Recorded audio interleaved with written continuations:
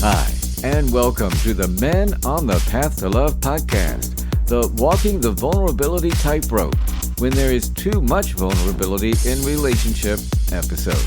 I'm Bill Simpson, your host. I coach men who want to stop suffering in relationship and who want a deeper sense of love and connection.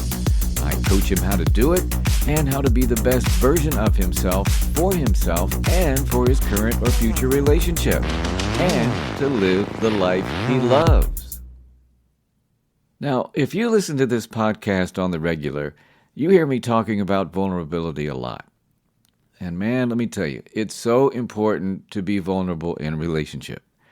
To be aware of your feelings and sharing what you feel and what you need. Vulnerability helps us to build trust, to build safety and intimacy in our relationship. And as my experience as a relationship coach, and frankly, the research backs this up, that a lot of men push back when it comes to being vulnerable for fear of being seen as weak. And those are the guys I coach how to become vulnerable or be more vulnerable. Now, on the other side of that coin is when guys are too vulnerable. Case in point, I had a patient at the clinic where I work, a woman, telling me about this guy she met who was different from other guys she had dated. He was sensitive, and he shared his feelings, and she found him endearing. And it really was a breath of fresh air for her because the guys she had dated in the past, they kept their feelings in, except for maybe when they were angry, which is how a lot of men have been conditioned, right? Well, after a couple of months, his behavior stopped being endearing. She started noticing the red flags, like when he was jealous of the affection she showed her dog, saying, "You love your dog more than you love me." And when she would set a boundary, he wouldn't honor the boundary. And the stronger the boundary she put up, he would become obsessive. She would block his phone number, and he would call her from someone else's phone. She blocked him from her social media, and he would still find a way to reach her. And her biggest fear was that he would commit suicide because he had threatened to do so. And for those who don't know, that's very aggressive behavior. So she threatened to call the police if he contacted her again. And last I heard, he backed off. Now, obviously, this is an extreme example of being way too vulnerable, to the point of being emotionally dysregulated, that being passive-aggressively violent and potentially causing mental, emotional, or even result in physical harm due to the trauma of his behavior. So with vulnerability being so important in relationship, the key here is balance. It's finding that happy medium of, like I said, expressing your feelings and your needs, and also being self-aware, regulating your emotions, and maintaining your own sense of self and independence, and seeing the strength and courage it takes to be vulnerable, and having the confidence in knowing that you are deepening your connection no matter what the relationship is, and doing it without losing yourself in the process. And this is likely to be a learned behavior for most of us. And it certainly was for me and for most of the men I've coached. And it was true for one client in particular named Sean, not his real name. Even though Sean had a big, tough exterior, he was a very sensitive soul, and he had a big heart. And when he loved, man, he loved hard, 110%. And when he met Sheila, not her real name, he fell for her right away. And she fell for him too, because he had this strong and masculine physique, and yet he was gentle and caring and vulnerable. Over time, though, his vulnerability became an issue with Sheila. It was really his insecurity. He would get jealous a lot. He would text her at work several times a day to the point where it was annoying and distracting to Sheila. He whined and complained often, and blaming her for when things didn't go his way that had nothing to do with her. And when Sheila would call him on his shit, he would cry and beg for forgiveness and promise never to do it again. Well, one day when Sean was doing his crying and begging thing, Sheila, feeling overwhelmed with having to feel responsible for Sean's feelings, yelled at him and said, "Listen, I can't take this shit. I feel like I'm dealing with a 10-year-old. Grow the fuck up or I'm out of here." Well, this cut Sean deep, and it caused something to wake up inside of him. He knew she was right, and he didn't want to lose her, so he realized that he had to do something. And that's when I came into the picture. When Sean described to me all the things I just mentioned, I couldn't help but wonder what his childhood must have been like, But before we got into all that, I supported him and validated his feelings, his fears and anxiety about losing Sheila, and how ashamed he was about how he behaved. And we started with self-compassion for all that he had been through. And while we were going through this self-compassion process that I coach my clients on, he said to me, "Bill, my mom was abusive, and as a kid, I was terrified of her. Do you think that has something to do with how I am with Sheila?" I was blown away with how Sean came to that conclusion on his own. And I told him that it certainly could be, because usually what we grow up with, we end up repeating in relationships, unless we have the awareness or get some help. Well, Sean and I talked about it, and we did some deeper self-compassion work on how hard it must have been for him to grow up under those conditions. And I let him know that it was definitely okay to cry and to nurture that part of him and to find balance in how much he cried or shared with Sheila and what was appropriate. Asking himself, is this something I can work out on my own versus going to her with this childlike need for assurance or for her to take care of him? Well, after hearing that, he got it. And once he had a strong sense of compassion for himself, we worked on moving forward in spite of his past. He set a goal that he was determined to heal and grow. So we worked on mindfulness strategies to help in how he responded to his thoughts and emotions. We worked on his self-image, how he saw himself and how he wanted to see himself moving forward. We worked on communication skills and setting boundaries for himself and with Sheila. And over time, I could see Sean's confidence growing. And Sheila could too. And through all the ups and downs of what it's like to grow and to change, Sean persevered and continues to this day to take responsibility for his actions and behaviors and his emotions, still being vulnerable and keeping that scared little boy inside of him in check with compassion and staying committed to his growth to be the best version of himself, period.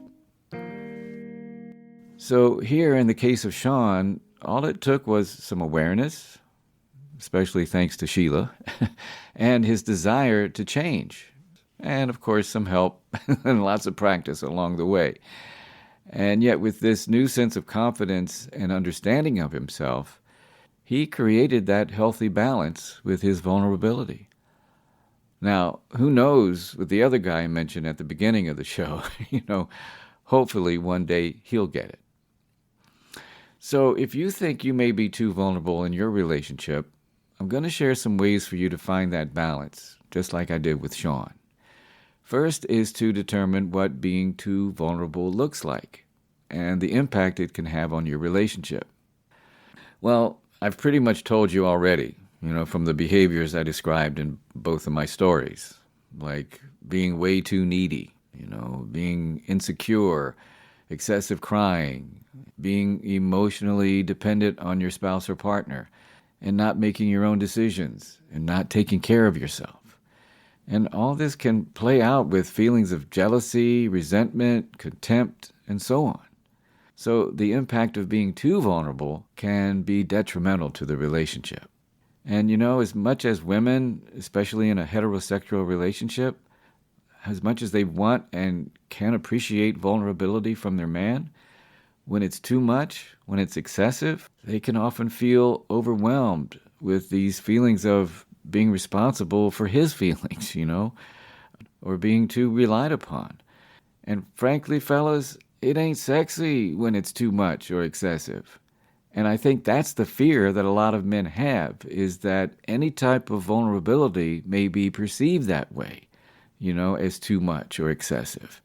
And it's certainly understandable because of our conditioning. And again, balance is the key. So, to keep that balance, start working on your self-awareness. Think about how your past and how you grew up may impact how you are in relationship now, or how you were in previous relationships. Notice your familiar patterns and what triggers you emotionally, and take responsibility for them. Practicing mindfulness, self-compassion, and doing some journaling can help with this. And if you don't have that awareness, but you know something's not quite right, then get some help. And as I mentioned in the beginning, a lot of this is learned behavior. So be open to learning and to grow. Learn how to express and regulate your emotions appropriately, and set boundaries for yourself when it comes to your emotions. Ask yourself, like I did with Sean, can I deal with this myself first, or do I really need her support? And if you do, be clear as to what that support looks like. Is it to listen, to have her help you solve a problem, or whatever it is, get clarity first so you can take that to her. And then learn to pause and reflect before reacting emotionally. Again, mindfulness can help with this. Reframing your negative thoughts to a more positive perspective can help. Catching yourself before you say something you might regret. And self-compassion, I keep saying it, that can help too, with soothing yourself, taking care of yourself. And again, journaling, as I mentioned, and exercise, meditating, any healthy way to de-stress can help you.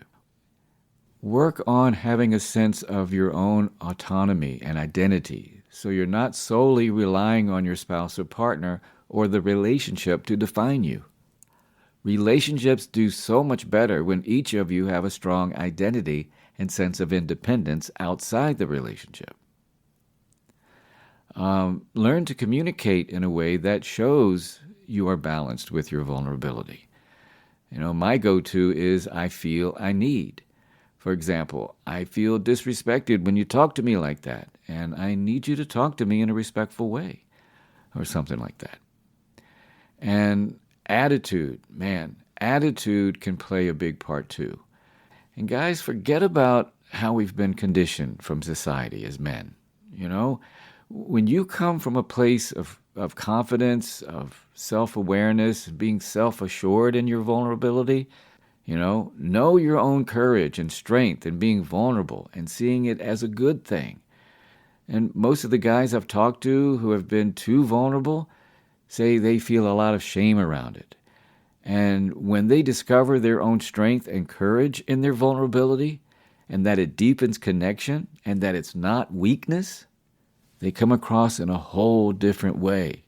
And fellas, that's sexy. All right?